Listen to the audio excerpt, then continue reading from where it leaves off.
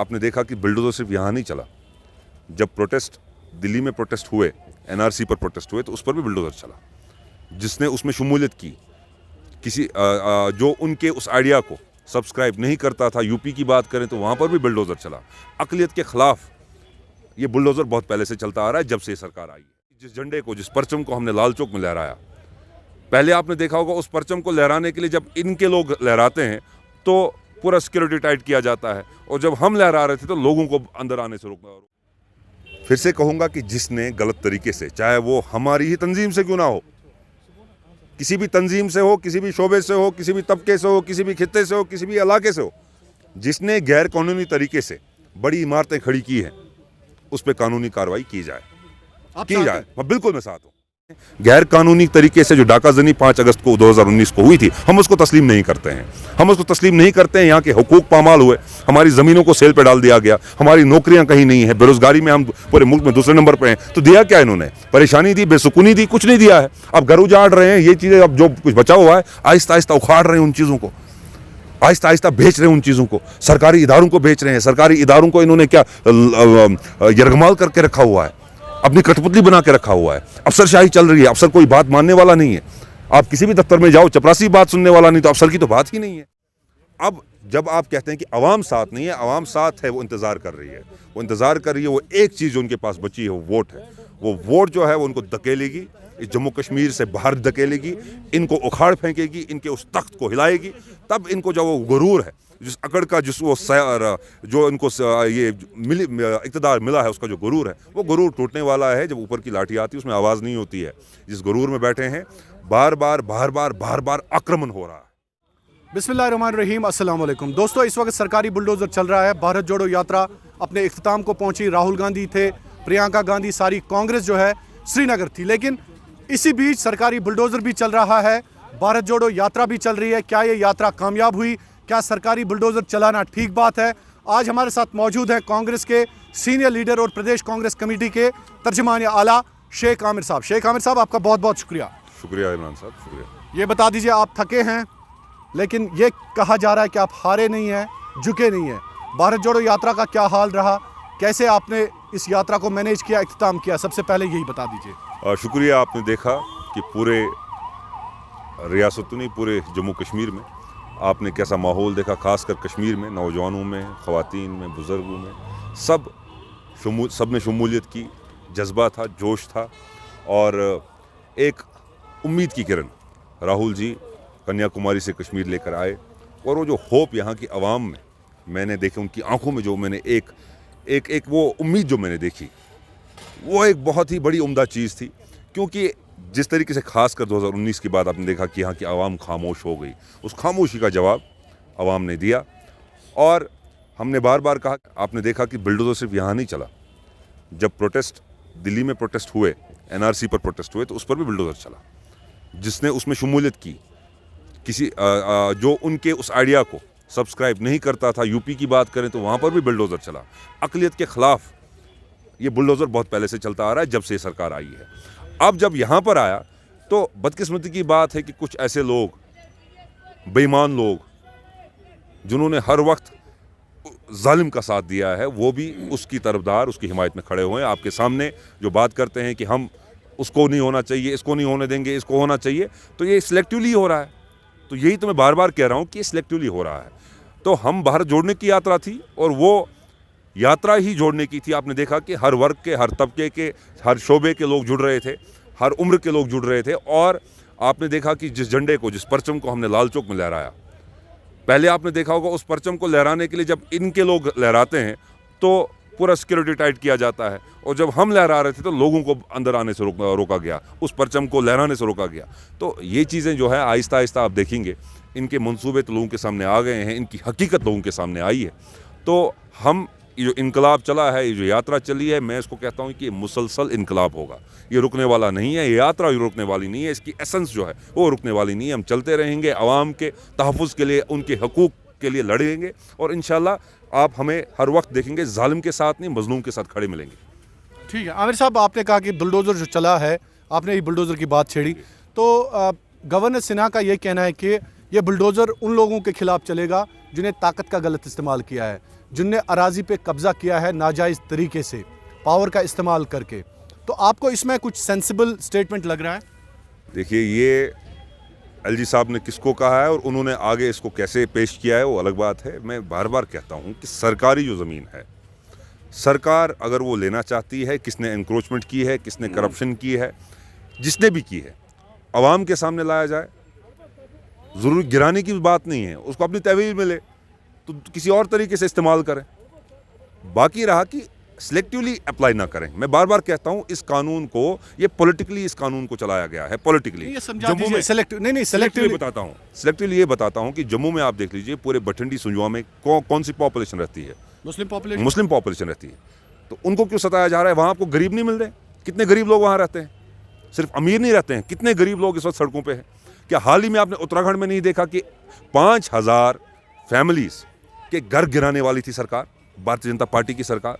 फिर कानून का सुप्रीम कोर्ट का फैसला आया और वो फैसला जो उसके बाद वो रुक गए, वरना वो क्या करने जा रहे थे? 50,000 घर तोड़ने वाले थे। तो वही मंसूबा, वही तरीका वो यहाँ पर ला रहे हैं। इससे पहले कुल्हाड़ी एक मारी थी, अब बिल्डोजर लेकर आए हैं। हमारे हुकूक तो गए, हमारे कानून भी गए, हमारे जो स्पेशल स्टेटस था वो भी गया। हमारे पास क्या रहा? अब कांग्रेस पे क्यों करेंगे? हम तो अपोजिशन में हैं। और जब कांग्रेस थी, देख लीजिए मुल्क कहाँ पर था। इनके गुजरात से अच्छा कर रहा था, इनके उत्तर प्रदेश से बेहतर था, गुर्बत वहाँ से कम थी, गुर्बत गुजरात से कम थी। अब ये कौन सा मॉडल लेकर आए हैं जिस मॉडल का पता ही नहीं लग रहा है कि तरक्की कहाँ है। अब आप कह रहे हैं कि अभी कोई कह रहा था कि सड़कों पर एहतजाज होगा, ये सड़कें रखें तब करेंगे ना।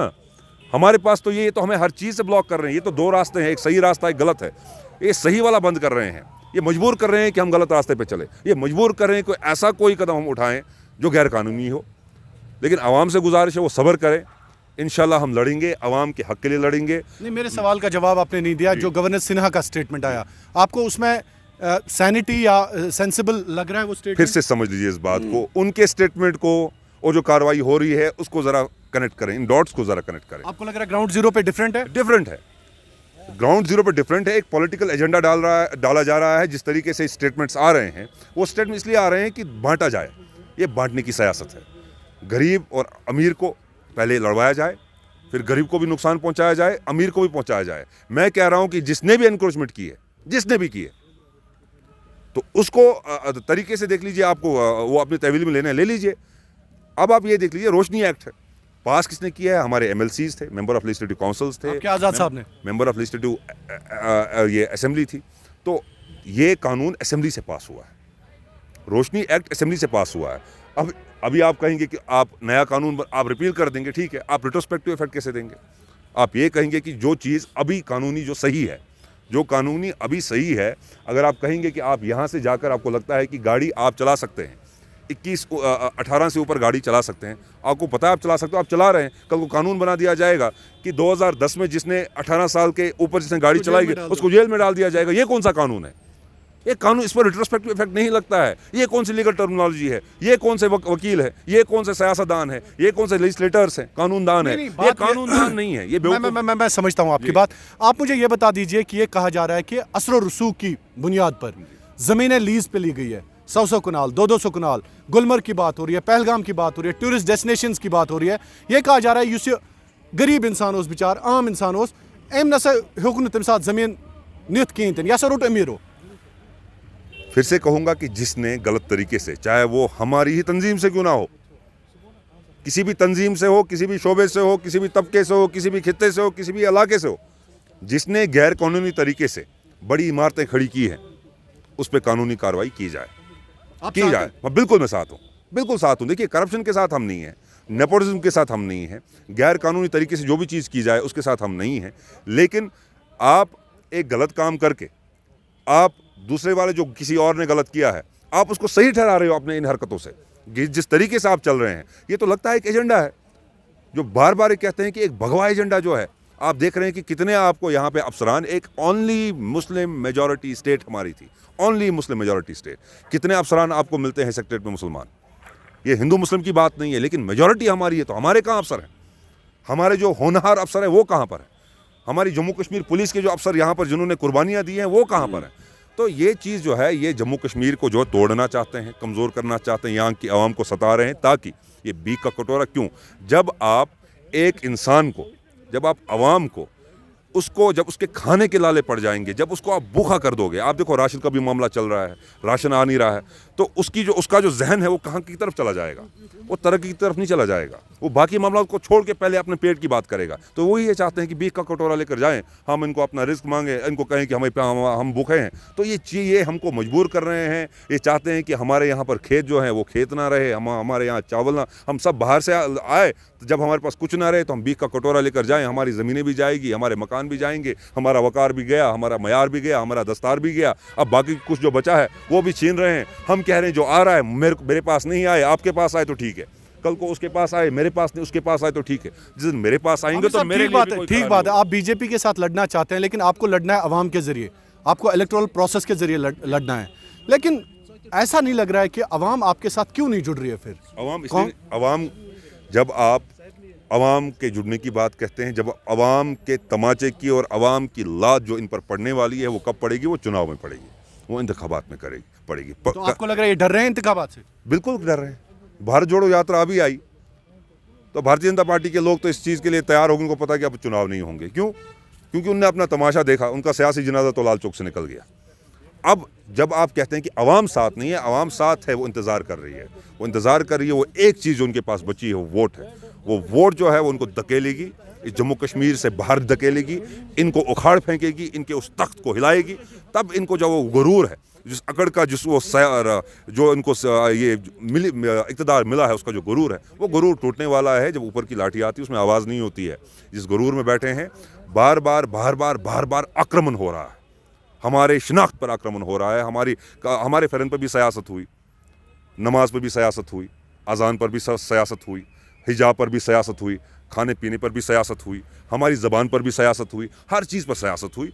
कश्मीर को मुद्दा बनाया गया, बेचा जा रहा है पूरे मुल्क में। 370 को मनसूख किया गया। उत्तर प्रदेश में कोई कह रहा है कि 370 को मनसूख भारतीय जनता पार्टी ने किया। कहा जाता है क्या है 370, पता नहीं है। मैं आपको आज चैलेंज करता हूँ, ज़रा देख लीजिए, किसी भी भारतीय जनता पार्टी के कश्मीर के लीडर से पूछ लीजिए, वो जब कहता है कि 370 से यहाँ तरक्की हुई है, ज़रा उनसे पूछिए 370 क्या है। अगर उनको पता होगा तो मैं सियासत छोड़ दूंगा। आप बारामूला में भारतीय जनता पार्टी के लीडर से पूछ लीजिए 370 क्या है, अगर उसके बाद जवाब होगा तो मैं सियासत छोड़ दूंगा। ये दावा मैं कर रहा हूँ। जब पता नहीं है तो उसका ढोल क्यों बजा रहे हो? जब पता नहीं है तो तमाशा क्यों कर रहे हो? लेकिन आपकी पार्टी भी है ना 370 पे खुल के नहीं बोल रही है ना। राहुल गांधी ने यह कहा कि 370 अनडेमोक्रेटिकली मनसूख किया गया, तो आप भी खुल के नहीं बोल रहे ना। तो खुल के क्या है? 370 को मनसूख हो सकता है, ये कहना ये कोई अनकॉन्स्टिट्यूशनल टर्म में इस्तेमाल नहीं कर रहा हूँ। हो सकता है, उसका प्रोसेस एक है। अगर उन्होंने प्रोसेस कर लिया हो तो हम मान लेते कि यहाँ की अवाम ने तस्लीम किया है। क्यों? क्योंकि Jammu and Kashmir legislative assembly को अप्रूवल देना था, रेटिफिकेशन देनी थी, उसको यहाँ पास करना था। जब यहाँ पास हो जाता फिर वहाँ मरकज़ में उसको मनसूख किया जा सकता था, तो नहीं किया। अगर यहाँ की असेंबली करती, इसका मतलब है कि अवाम ने किया है, क्योंकि यहाँ की असेंबली जो है वो रिप्रेजेंटेटिव है, वो नुमाइंदे हैं यहाँ के अवाम के। अगर वो करते हैं तो हम मान लेते। तो हम तो यही कहते हैं। तो ये तमाशा जो चल रहा है, ये बहरान जो चल रहा है, ये जो फिजाओं में खौफ चल रहा है, इसके खिलाफ हमें लड़ना है, एकजुट होना है। कश्मीरी अवाम को समझना है कि पंजाब में जब पंजाब जो पूरे मुल्क में जो 3 कानून पास हुए थे, पंजाब ने लड़ा और माफ़ी मंगवाई नरेंद्र मोदी से। पहली बार नरेंद्र मोदी जी ने माफ़ी मांगी है। कब मांगी? जब एकजुट पंजाब की अवाम हुई। तो हमें भी एक उसी एकजुटती का मुजाहरा करना है। बहुत बहुत शुक्रिया, बहुत बहुत शुक्रिया आमिर साहब बात करने के लिए। तो बात कर रहे थे शेख आमिर, कांग्रेस के सीनियर लीडर। इन्होंने कई एक अहम बातों का खुलासा किया। इन्होंने कहा कि 370 के हवाले से बात की, बेरोजगारी के हवाले से बात की, सरकारी बुलडोजर पे बात की। बहुत बहुत शुक्रिया। रिजवान मीर के साथ शाहिद इमरान, कश्मीर क्राउन के लिए बारामूला से।